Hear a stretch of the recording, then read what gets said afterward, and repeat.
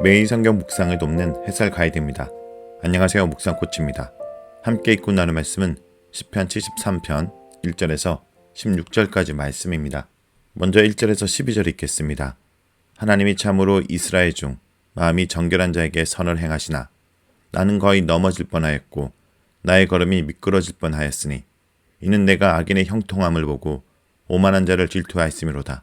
그들은 죽을 때에도 고통 없고 그 힘이 강건하여 사람들이 당하는 고난이 그들에겐 없고 사람들이 당하는 재앙도 그들에겐 없나니 그러므로 교만이 그들의 목골이요 강포가 그들의 옷이며 살찜으로 그들의 눈이 솟아나며 그들의 소득은 마음의 소음보다 많으며 그들은 능욕하며 악하게 말하며 높은 데서 거만하게 말하며 그들의 입은 하늘에 두고 그들의 혀는 땅에 두루 다니도다. 그러므로 그의 백성이 이리로 돌아와서 잔에 가득한 물을 다 마시며 말하기를 하나님이 어찌하랴 지존자에게 지식이 있으랴 하는도다. 볼지어다 이들은 악인이라도 항상 편안하고 재물은 더욱 불어나도다. 1절은 시인이 먼저 하나님이 어떤 분이신지 선언하면서 시를 시작합니다. 하나님은 이스라엘에게 선하신 분이며 특별히 그중 마음이 정결한 자에게 선을 행하시는 분입니다. 이 내용은 시인의 기본적인 신앙 지식에 해당하는 내용이기도 하며 동시에 하나님께 현실에서 이렇게 행하셔야 한다는 기대를 표현하는 문구이기도 합니다. 하나님에 대한 선언에 뒤이어 2절과 3절에서 시인은 자신이 겪은 심적인 고통을 묘사하기 시작합니다. 그는 자신이 넘어질 뻔했다라고 말합니다.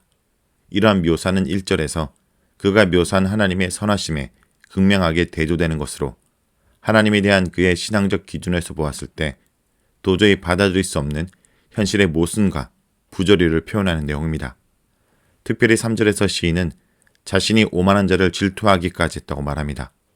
오만한 자를 보고 심중에 멸시하거나 아니면 그에 대한 하나님의 심판을 노래하는 것이 정상적인 신앙인의 태도인데 오히려 오만한 자를 질투하였다라는 것은 우리들에게 매우 충격적인 이야기로 들립니다.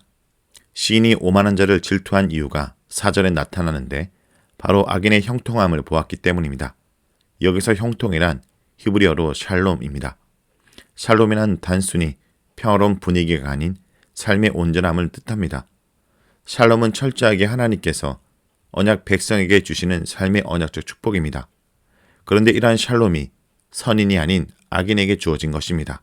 시인이 질투하였다라는 것은 악인과 오만한 자에게 하나님의 복이 주어진 사실을 보았기 때문입니다. 하나님을 사랑하고 순종하는 자에게 주어져야 할 하나님의 은총이 악인에게 주어졌다라는 것에 시인은 질투하게 되었고 이는 현실의 모순을 적나라하게 드러내는 시인의 충격적인 언어 구사라고 할 수 있습니다. 시인은 4절부터 악인의 삶에 주어져 있는 샬롬이 어떤 것인지 차례차례 묘사해 나갑니다. 먼저 4절과 5절에서 악인의 삶에 고난이 없다는 점을 강조합니다. 악인은 죽을 때도 고통을 당하지 않고 죽는 순간까지 몸에 힘이 있고 살이 찔 정도로 풍요로움을 누립니다. 또한 인생들이 평생 수고하여 먹게 되는 그 수고로움을 악인들은 겪지 않습니다. 일하여 먹고 살게 하신 하나님의 원칙이 악인들에게는 해당되지 않는 것처럼 보이는 것입니다. 재앙들조차 악인은 피해가는 것처럼 보일 때 시인의 고통은 점점 깊어져만 갑니다. 이렇게 평안한 인생을 살게 된 악인들은 심지어 교만한 마음까지 품게 됩니다. 6절에서 9절이 이런 악인들의 교만한 삶을 자세하게 묘사합니다. 그들에게는 교만이 목골이요 강포가 옷이라고 묘사하는데 스스로 교만한 것을 삶의 자랑으로 삼고 사는 모습을 보여줍니다.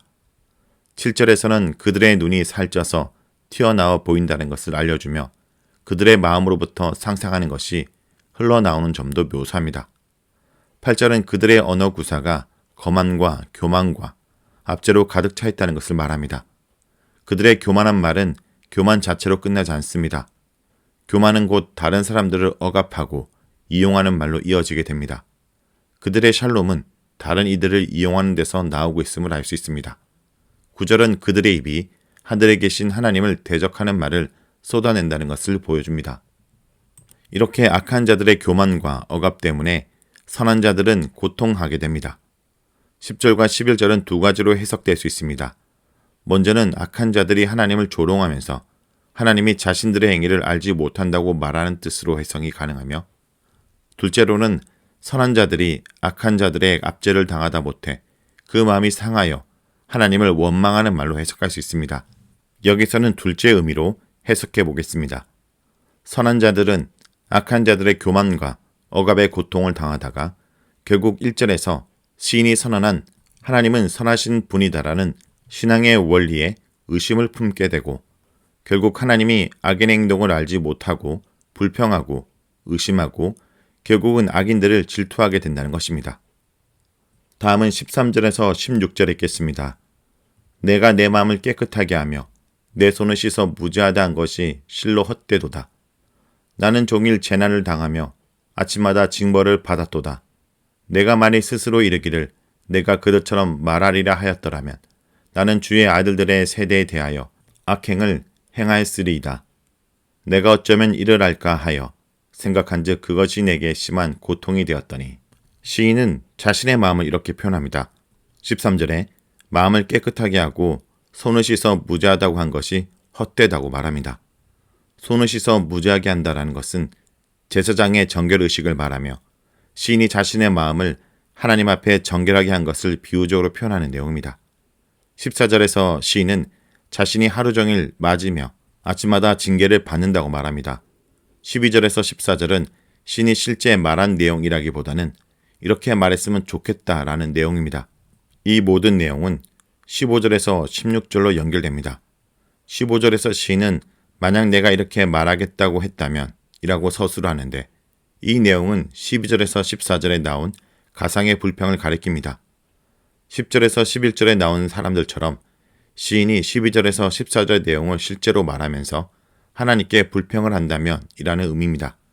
그랬다면 하나님의 아들들의 세대에 대하여 악행을 행한 것이 되었을 뻔했다라는 것입니다. 여기서 하나님의 아들들이란 언약 공동체를 가리키는 말로 이해하는 것이 적절합니다. 따라서 시인은 10절에서 11절의 사람들처럼 악인들에게 마음이 상해서 하나님을 원망하는 말을 했다면 언약 공동체 가운데 악을 행하는 실수를 저지르는 결과를 낳았으리라는 것입니다. 16절에서 시인은 그렇다면 어떻게 해야 하는지를 알고자 했는데 그것이 자신에게 큰 수고가 되었다는 것을 언급합니다. 시인이 처해 있는 현실은 악인들의 교만과 억압으로 마음이 상하는 것이 오히려 정당한 그런 상황인데 과연 1절에서 하나님은 선하시다고 선언한 시인은 이런 상황을 어떻게 믿음으로 극복해 나갈 수 있는지가 우리가 더욱 주목해야 되는 바입니다. 이 문제에 대해서는 17절에서 28절에 주어질 것입니다. 오늘 묵상 본문인 1절에서 16절에서 우리가 배울 수 있는 내용은 시인이 악인들이 번성하고 있는 상황에서도 쉽게 마음을 절망과 원망에 내어주지 않고 오히려 신앙으로 이겨내려고 힘쓰고 있다는 점입니다. 하나님을 신뢰하고 사랑하는 사람은 어려운 고난의 상황 속에서도 쉽게 뒤로 물러가지 않으며 자신이 알고 있는 하나님을 붙잡고 그분의 뜻을 깨닫기 위해 더욱 힘써 노력합니다. 신앙은 고난 가운데 신뢰와 눈물과 탄식으로 성숙하며 재련되어 갑니다. 자, 여기까지가 시편 73편 1절에서 16절까지 내용입니다. 오늘 말씀을 통해 우리는 무엇을 묵상하고 적용해야 할까요? 하나님은 마음이 정결한 자에게 선을 행하시는 분입니다. 하나님은 마음이 정결한 이스라엘에게 선을 베푸십니다.